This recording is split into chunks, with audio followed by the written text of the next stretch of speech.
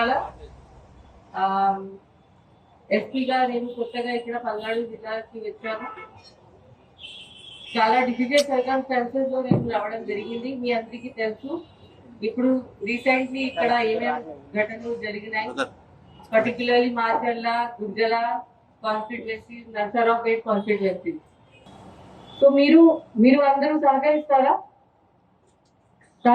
కదా.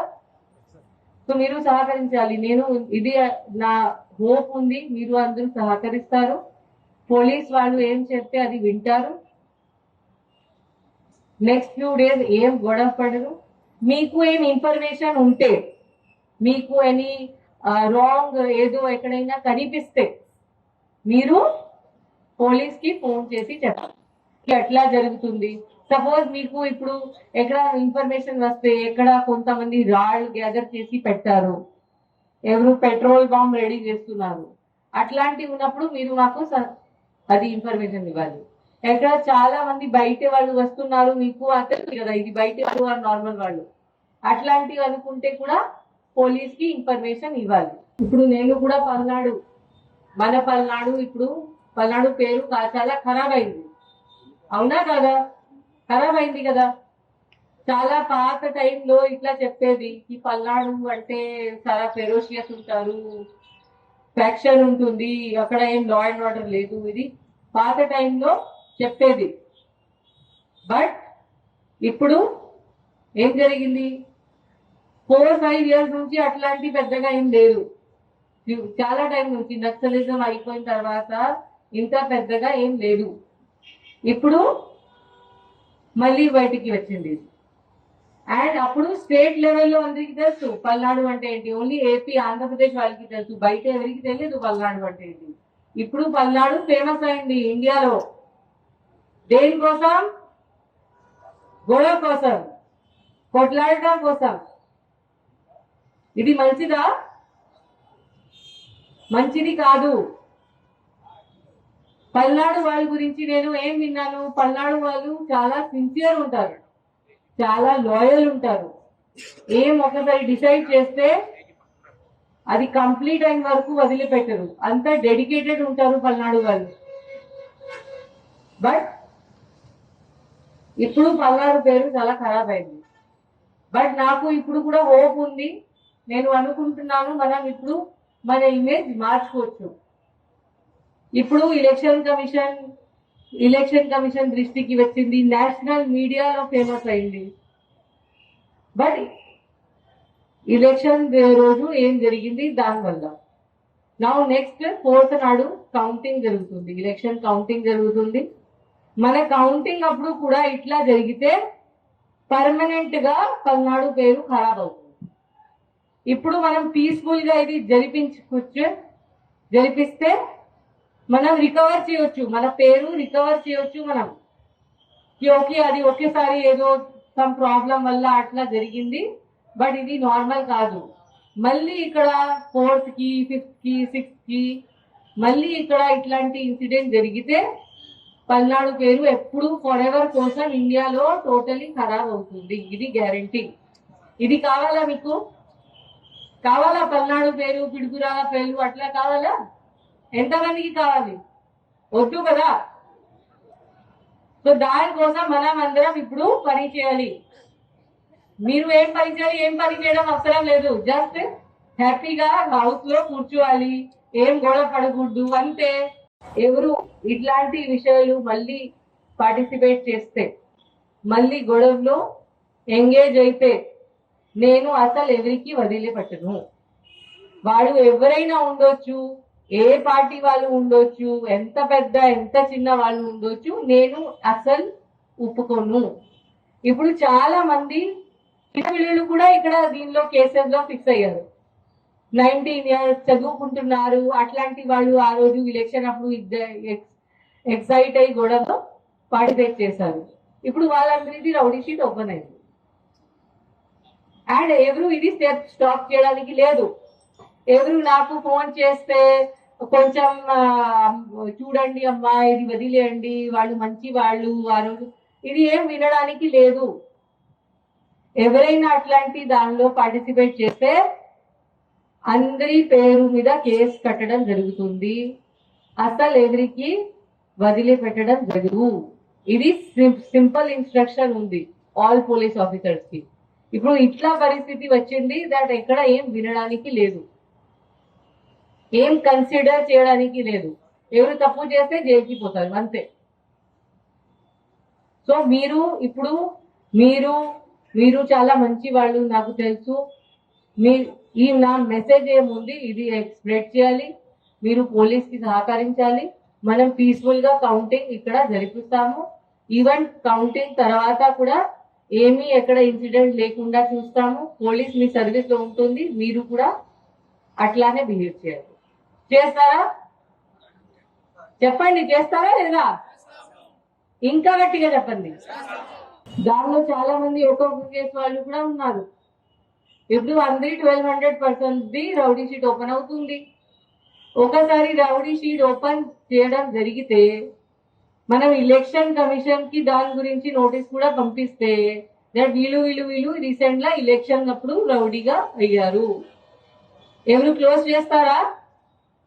ఎవరికి ధైర్యం ఉంటుందా దాని తర్వాత మీ రౌడీ షీట్ క్లోజ్ చేయడానికి? ఉండదు కదా. సో ఎందుకు ఇట్లా, ఎందుకు కావాలి అట్లా? మనకి ఇది ఇట్లాంటి వద్దు. మీరు అందరూ మీరు చాలా మంది ఊర్లో నుంచి వచ్చి ఉంటారు. మీరు అందరికీ చెప్పాలి, మీ ఫ్యామిలీ మెంబర్స్, మీ ఫ్రెండ్స్, బంధువులు, రిలేటివ్స్ అందరికీ, మీ నోన్ పర్సన్స్ కి, మీ ఎక్కడ ఊరు నుంచి వచ్చారు అందరికీ ఇది చెప్పాలి దట్ మనకి ఇది వద్దు. మనకి ఇంత పోలీస్ అవసరం ఉందా? కావాలా మీకు మీ ఊర్లో ఇంతమంది పోలీస్? వద్దు కదా. సో మనకి ఇంత పోలీస్, ఇంత సెక్యూరిటీ డిప్లాయ్మెంట్, ఇంతమంది ఇట్లాంటి వద్దు. మనం పీస్ఫుల్ గా ఉంటాము, హ్యాపీగా ఉంటాము అంతే. లేదు కదా. ఇప్పుడు చూడండి, మన దగ్గర 160 కేసెస్ కట్టడం జరిగింది రీసెంట్లీ. ఈ జస్ట్ 10 days లో 160 కేసెస్ ఒక డిస్ట్రిక్ట్ లో 1 month లో కూడా జరగదు, ఓన్లీ ఇక్కడ 10 days లో జరిగింది. ఆ 160 కేసెస్ లో మనం 1300 మందికి అరెస్ట్ చేయడం జరిగింది. పల్నాడులో జైల్లో స్పేస్ లేదు. ఇప్పుడు మనం అందరికి రాజమండ్రి పంపించాలి, అట్లా అయింది ఇప్పుడు పరిస్థితి ఇక్కడ. దెన్ ఇవి అన్ని political writing cases. Shops close అవ్వాలి, 5th వరకు షాప్స్ క్లోజ్ అవ్వాలి. 5th తర్వాత నేను డిసిజన్ తీసుకుంటాను, నేను కలెక్టర్ గారు, దట్ ఇప్పుడు మళ్ళీ మనం షాప్స్ ఓపెన్ చేయాలా వద్దా. ఈ 5 days లో ఎంత మందికి ఎంత కష్టం వస్తుంది. మామూలుగా ఇట్లాంటి డిసిజన్ నేను ఎప్పుడు తీసుకోను, బట్ ఇక్కడ మన పల్నాడులో ఇట్లాంటి పరిస్థితి వచ్చింది కాబట్టి ఇట్లాంటి సీరియస్ డిసిజన్ తీసుకోవడానికి అవసరం పడింది. ఎవరు సఫర్ చేస్తారు? ఇప్పుడు మీరే సఫర్ చేస్తారు కదా. పెద్ద వాళ్ళకి ఏం ఉండదు, చిన్న చిన్న పనులు ఎవరు చేస్తున్నారు, చిన్న పని చేసి బతుకుతున్నారు, వాళ్ళకి ఎంత లాస్ ఉంటుంది జస్ట్ ఇమాజిన్ చేయండి. ఇట్లాంటి గొడవలు ఉంటే ఇట్లా పరిస్థితి వస్తుంది. సో మనకి ఇట్లా ఎందుకు మనకి ఇట్లా? ఇది నా రిక్వెస్ట్ ఉంది కి మీరు ప్రాపర్ గా బిహేవ్ చేయాలి. ఇప్పుడు పోలీస్ తో పాటు కోఆపరేట్ చేయాలి. పోలీస్ ఇంట్రెస్ట్ ఓన్లీ మీ సర్వీస్, మీ రక్షణ కోసం ఉన్నాము, మేము మీకోసమే ఉన్నాము. మీకు ఏం ప్రాబ్లం జరగకుండా, సపోజ్ ఇక్కడ మనకి అందరూ బయటే వస్తే రేపు ఎగ్జిట్ పోల్ రిజల్ట్ వస్తుంది, అప్పుడు అందరూ ప్రిడిక్షన్ ఇస్తారు, ఎవరు గెలుస్తారు ఎవరు ఊడిపోతారు.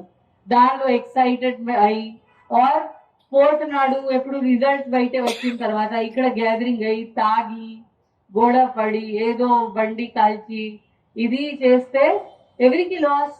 మీకే లాస్. ఇది అన్ని ఖరాబ్ పరిస్థితి సేవ్ చేయడానికి పోలీస్ ఇక్కడ ఉంది, మీ రక్షణ కోసం ఉంది. ఇట్లాంటి వాళ్ళు గ్యాదర్ అయితే ఏమవుతుంది? వాళ్ళు ఏదో షాప్ లో ఏమి చేయవచ్చు, మీ బండి కాల్చుకోవచ్చు, ఏదైనా చేయవచ్చు. సో అట్లాంటి వాళ్ళు గ్యాదర్ అవ్వకుండా చేయడానికి మనం ఇట్లాంటి స్టెప్స్ తీసుకుంటున్నాము. సో మీరు కూడా ఖచ్చితంగా సహకరించాలి. నా ఉద్దేశం ఇది ఉంది, ఫస్ట్ మనం కౌంటింగ్ ప్రాసెస్ సరిగా జరిపించాలి. ఏం ఇన్సిడెంట్ లేకుండా పీస్ఫుల్ గా పల్నాడు ఈ ఎలక్షన్ మొత్తం మషినరీ నుంచి బయటికి రావాలి. దాని తర్వాత మనం పల్నాడుకి ఎట్లా ఇంకా బెస్ట్ డిస్ట్రిక్ట్ లో మనం చేంజ్ చేయొచ్చు దాని మీద మనం పని చేయడం స్టార్ట్ చేస్తాము. సో పోలీస్ డిపార్ట్మెంట్ ఎట్లా మీకు సహకరించవచ్చు దాని మీద నేను పోలీస్ పని చేస్తాను. ఇప్పుడు ప్రతిరోజు కోర్ట్ కి వెళ్ళాలి, ప్రతిరోజు కాదు బట్ అప్పుడు కోర్ట్ కి వెళ్ళాలి. ఒకసారి క్రిమినల్ రికార్డ్ క్రియేట్ అయితే జాబ్ ఎట్లా వస్తుంది? గవర్నమెంట్ జాబ్ కావాలంటే ఎట్లా వస్తుంది? పోలీస్ వెరిఫికేషన్ లో దొరుకుతుంది కదా.